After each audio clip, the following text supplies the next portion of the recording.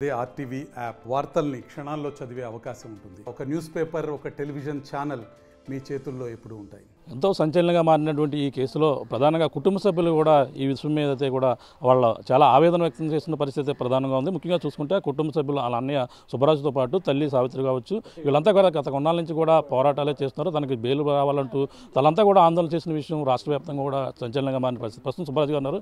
ఏం జరిగింది మరి విషయాలు తెలుసుకుని పరిచయం చెప్పండి. ఎట్టకేలకు మీ తమ్ముడికి బెయిల్ రావడం జరిగింది, ఎలా ఉందండి? ప్రధానంగా ఈ రోజున మా తమ్ముడికి బెయిల్ రావడానికి కారణం మా లాయర్ గారు సలీం గారండి. అలాగే సమతా సైనిక దళ్ ఎస్ఎస్డి ప్రధాన కార్యదర్శి సురేంద్రబాబు గారి ఆధ్వర్యంలో సభ్యులు మరియు మైనార్టీ హక్కుల పోరాట సమితి సూబ్లీ గారు, అలాగే ప్రతిపక్ష పార్టీలు తెలుగుదేశం, సిపిఎం, మొత్తం జనసేన పార్టీలు, అలాగే ప్రజా సంఘాలు, ప్రజలు అందరి సహాయంతో మాకు చాలా అద్భుతమైన మనోడు బెయిల్ రావడానికి కారణం ప్రజలు, మన రాష్ట్ర ప్రజా సంఘాలు, ప్రజలు వీళ్ళంతా కలిసి కారణం మా ఓడికి బెయిల్ రావడానికి వీళ్ళందరికీ కూడా మేము మనస్ఫూర్తిగా కృతజ్ఞతలు తెలియజేస్తున్నానండి. అలాగే ఈ కేసు మనకు క్లోజ్ అయ్యే వరకు కూడా మమ్మల్ని విడిచిపెట్టకుండా మాకు సాయం చేయాలని కూడా మనస్ఫూర్తిగా కోరుకున్నాను. ఈ రోజున మా తమ్ముడు బెయిల్ మీద రావడం మాకు సంతోషంగానే ఉంది. అంటే మనకి ప్రధానంగా జైల్లో ఎన్నో అనుమానాలు ఉన్నాయి. మీకు ఆ అనుమానాలన్నీ కూడా మీ తమ్ముడితో మాట్లాడితే ఏ విధంగా చెప్పడం జరిగింది?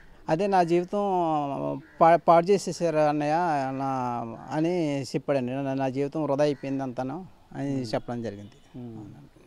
అంటే చదువు విషయంలో కావచ్చు, అక్కడ అన్న కేర్ విషయంలో కావచ్చు, ఏ విధంగా ఉండేవారు అన్నారు? చదువు విషయంలో అయితే నేను జైలు సిబ్బంది బాగా సహకరించారని చదువుకోమని చెప్పారు నాకు. ఆ చదువు విషయంలో అయితే నాకు ఏ ప్రాబ్లం చదువుకున్నానని చెప్పాడు సార్. అంటే ఇప్పుడు రాష్ట్ర వ్యాప్తంగా కోడిగత్తి శ్రీనివాస్ అంటే జనపల్లి శ్రీనివాస్ కానీ కోడిగత్తి శ్రీనివాస్ అంటే మొత్తం రాష్ట్ర వ్యాప్తంగా చేసింది. ఇప్పుడు ప్రధానంగా చూసుకుంటే రాజకీయంగా చర్చ చేసిన నేపథ్యంలో రాజకీయంగా పొలిటికల్గా ఏమన్నా ఇదే వచ్చే అవకాశం ఉంటుందంటే? ఇదే వచ్చా అనేది మన రాష్ట్ర ప్రజలు ఉన్నారు కదా సార్, మీరున్నారు, మీడియా సోదరులు ఉన్నారు, వీళ్ళంతా ఉంటే మాకు భయం ఏముంది సార్? మాకు సపోర్ట్ అంతా మీరంతా మాకు చాలు.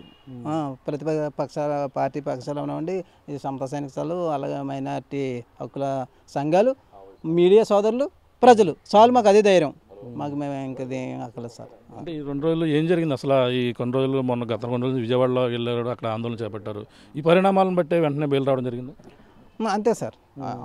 ఈ పరిణామం మనం ఆందోళన చేయటము, ఈ మనకి ప్రజలు అందరూ సహకరించే ప్రజా సంఘాలు వీళ్ళంతా కూడా మనకి సహకారం వల్లే మనం నిరసన తెలియజేయటము, నిరసన చేయటం, అలాగే కోర్టు వారు కూడా స్పందించి మనకి బెయిల్ ఇచ్చారు.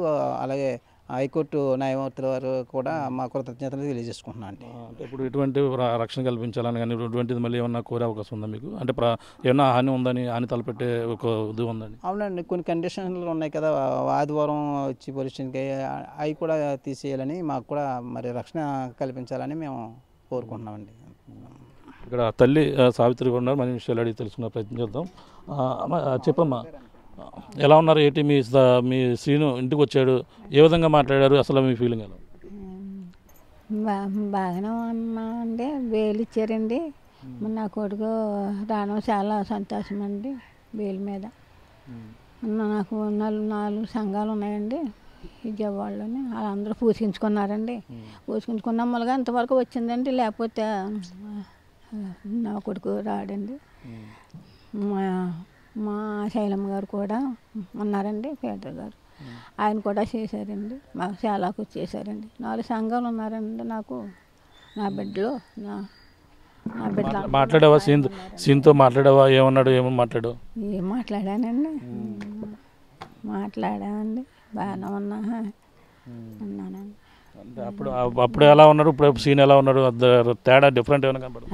మరి పాడైపోరు కదండి. అప్పుడు మీద బాగానే నిరాహార దీక్ష చేశారు కదండి, అప్పటి నుంచి బాగానే డీల్ అయిపోయారండి. ఇప్పుడైనా మా మీద దయించి ముఖ్యమంత్రి గారు నా బిడ్డని కేసు లేకుండా చేస్తారని వేడుకున్నాను.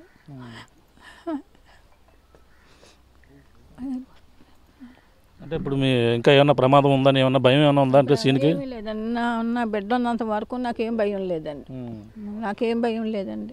నా సంఘాలు ఉన్నాయండి విజయవాడలోని, నా స్నేహితులు ఉన్నారండి, నా బిడ్డలు ఉన్నారండి. నా బిడ్డలు ఉన్నంత వరకు నాకేం భయం లేదు. నా బిడ్డల మీద కానీ, నా కుటుంబం, నా స్థానంలో కానీ నాకేం భయం లేదండి. అంటే ఇప్పుడు సీను ఇప్పుడు రావడం జరిగింది అంటే కొంచెం చాలా ప్రధానమైన కీలకంగా ఉన్నటువంటి వ్యక్తిపై కేసులు ఆరోపణలు ఉన్నాయి. ఆ నేపథ్యంలోనూ జరిగింది. అంటే మీకు ఇంకా ఇటువంటి రక్షణ కల్పించాలని కానీ సీన్కి ఏదన్నా ప్రొటెక్షన్ ఇవ్వాలని ఏమన్నా కోరటం జరిగిందా? అటువంటిది ఏం అక్కర్లేదండి మాకు. ఇంతవరకు లేదు కదండి. ఇప్పుడు మాకు రక్షణ ఏంటండి? చచ్చిపోతే ఏమైనా జరుగుతుందండి. నా బిడ్డలు చూసుకుంటారండి. వైజాగ్లో ఉన్నారండి నా సోదరులు. నాకు అడ్డుగా నిలబడ్డవారు ఆరేనండి.